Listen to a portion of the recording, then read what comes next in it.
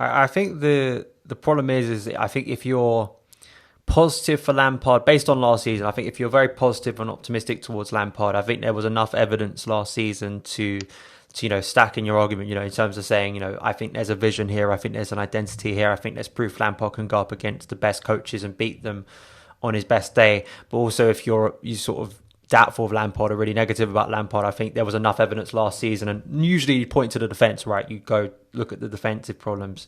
We'll just have to wait and see. One of the interesting things that came out before the game against Spurs in reference to Saturday's game against West Brom was, of course, Marcus Alonso and this massive reported fallout. I'll put it up on screen now. The Athletic article from David Ornstein and Simon Johnson. Lampard fury as Alonso tries to watch second half on bus, not with team.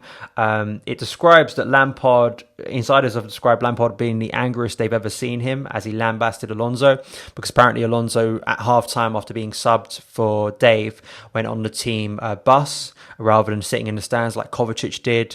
And apparently Lampard was angry that because the side had shown a lot of character to come back in the second half, he looked like he wasn't bothered about the team and he'd made the situation all about him.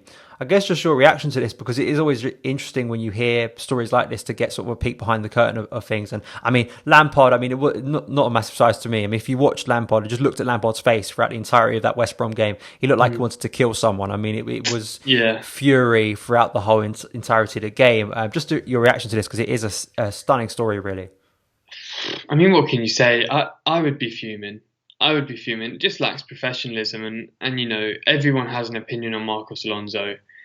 You have to be fair on him that as an attacking wing back, he's really quite good, but there's no one that's going to say he's defensively sound. He is so slow. It's unbelievable. His lack of pace is frightening. And I can understand somewhat being in a way insulted of being taken off at half time. However, Marcus Alonso is 28 years old, 29. He is a fully fledged professional footballer, and I'm fairly sure he's earning a fair amount at Chelsea. He needs to look at himself and say, I was really poor this game. We're 3-0 down to a team that's just been promoted and a tip to be relegation favourites. Now, fair play to Slaven Bilic and West Brom. I like them. I think they're a good side, and I think they're good enough to stay up. Whether they will or not, who knows? You have to give them credit as well. It's not just Chelsea being terrible, but we were terrible. And Lampard is obviously going to be fuming, because there are millions of fans that are feeling the exact same way, and he knows that. Because part of me still thinks that Lampard has a player's mentality, and that's bound to happen. He's not going to be able to just completely focus on management. I bet he wants to be on that pitch sometimes.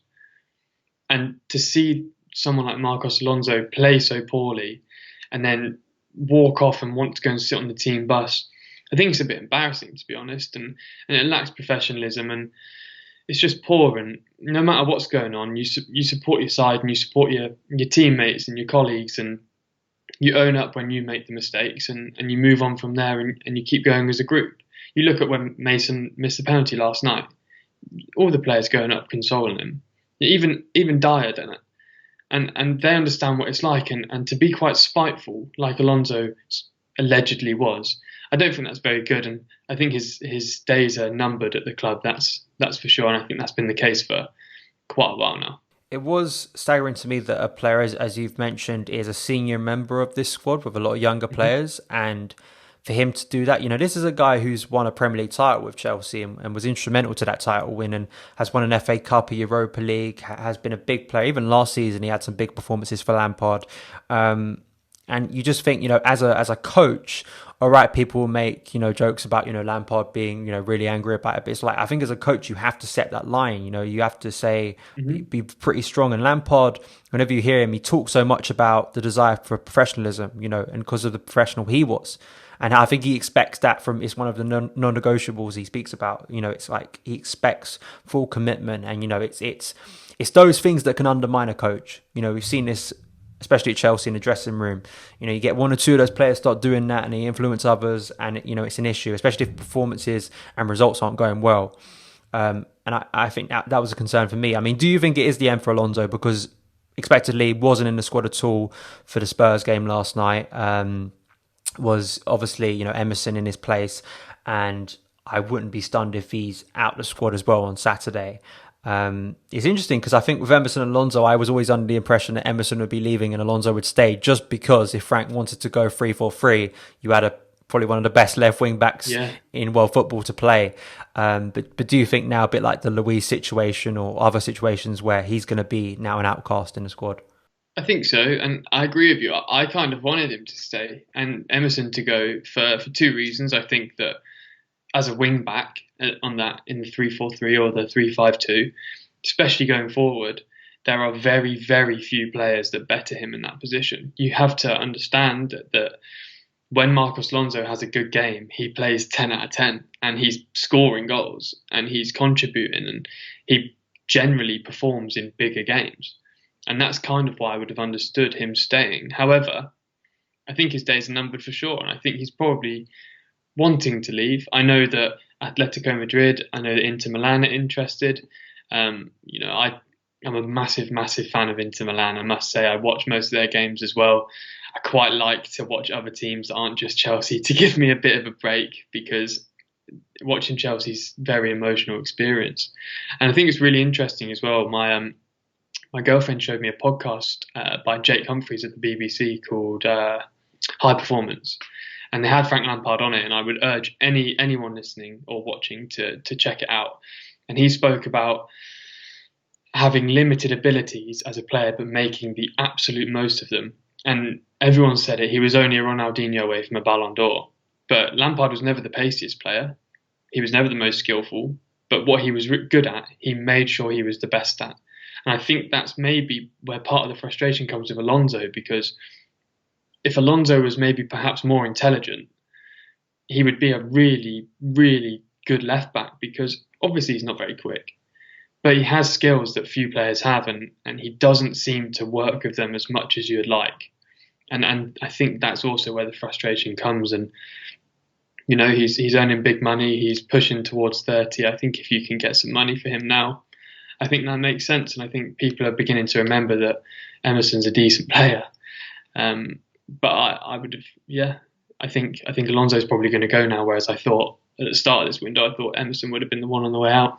On that West Brom performance, obviously, I assume, Ben Chilwell, they're being cautious with his fitness, giving him, about 60 minutes last night against Spurs. So I can understand that, especially with the injury record last season. I have no issue with Chelsea being a little bit more cautious with players this year. But do you think Lampard has to take a little bit of criticism because playing Marcus Alonso as a left back in a back four and pressing, Alonso being so high up the pitch? I mean, we know Alonso's issues tracking back. I mean, it's not sort of a massive revelation. I mean, it wasn't just the fact he was getting caught out of position. I mean, he did have one of the worst individual performances. I mean, everything he'd done was poor. Yeah. Whether it was losing his man, being out of position, just simple unenforced errors that you're like, you should be making that pass, or being even slower than I expect Alonso to be. I mean, there was one moment that was just comical where, I don't know if you remember this moment, I think it was like in the middle of the pitch, and I think it was either Kante or Mount passed the ball to Alonso, and it wasn't even like one of those short balls. It was one of those balls where I'm like, Alonso, you can still get to this, and somehow he's still, I think, either committed a foul, and you just, at that point I was like, this is point of no return. But do you think Lampard should take criticism, because there is, if he wants to press these fullbacks up really high in a fullback system, there's trouble that you're going to be exposed, and it was massively exposed against West Brom. I think it's maybe a bit of overconfidence, because it's West Brom and they're typically not a very good side, and they played really well in the Championship last season, but we're a top 4 Premier League club and we're Chelsea and we win things and we're going to steamroll them, and it doesn't happen like that. It doesn't work like that. It doesn't work like that in any league, but especially in the Premier League. You can go to Italy and you can see teams like Inter Milan playing much smaller clubs and steamroll them, and you expect that to happen. But it's not the same in English football. It's just not. And when you have players like Pereira and Diangana, they're going to absolutely rinse you. They're going to rinse you. And Alonso got exploited. I can't remember which West Brom player it was, but took the ball right by his box and just punted it forward and chased after the ball. And it looked like Alonso was walking.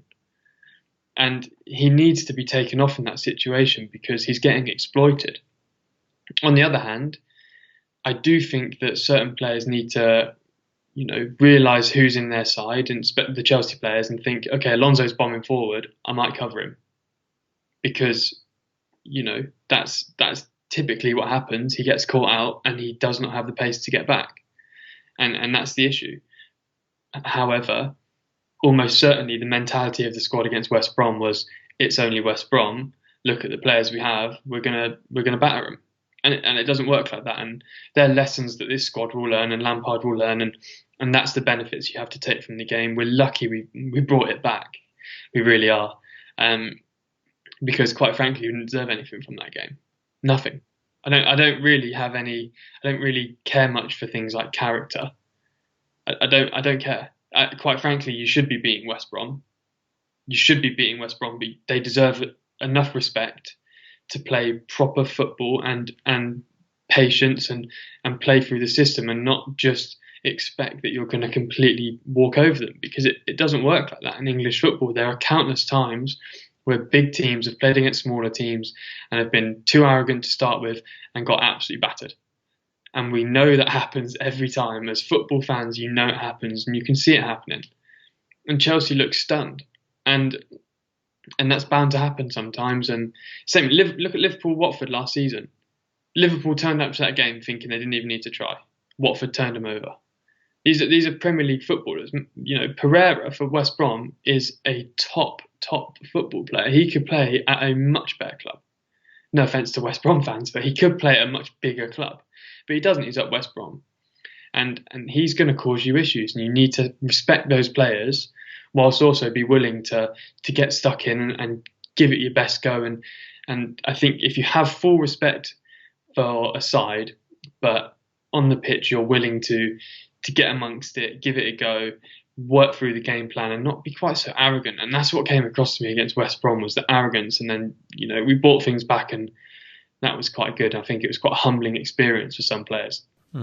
I think the arrogance very much epitomised by Alonso's actions at half time. Yeah, there you go. Yeah. And sort of, I think, you talk about sort of being intelligent as a footballer. I mean, Dave, to me, is just a perfect example of this, where he's being asked to play in clearly a higher pressing system. But I think more times than not, Dave is able to keep his place in this side because positionally he's excellent on his best day. I mean, in terms of defenders, like in terms of actually knowing where he's supposed to be, leadership, intelligence, organisation, I think Dave's one of our best, players, especially at right back instead of left back, because it always feels like it's a bit of a makeshift thing with him. But even last night against Spurs, I mean, I was like, I'd be happy to see him again on Saturday against Palace. I was like, I think once again, just showing why he's still a valuable member of this squad. And then you look at Marcus Alonso, where it's like, I know you have your limitations, mate, and I know you're probably being asked by your coach to press up really high, but just, as you said, even if it's whoever's on that side, I mean, on that side was Timo Werner as well. I mean, you really got to ask Timo Werner to track back that deep. I mean, I think it was a balance of just players playing individually very terribly against West Brom, but also I think the naivety of Lampard to constantly leave us so exposed on the counter. I mean, any ball in behind Alonso and we were done for. So hopefully that'll be rectified, especially against Palace, because that's another dangerous game for Chelsea, where you could see a similar thing happening if we overcommit men. 100%. They've got some great players.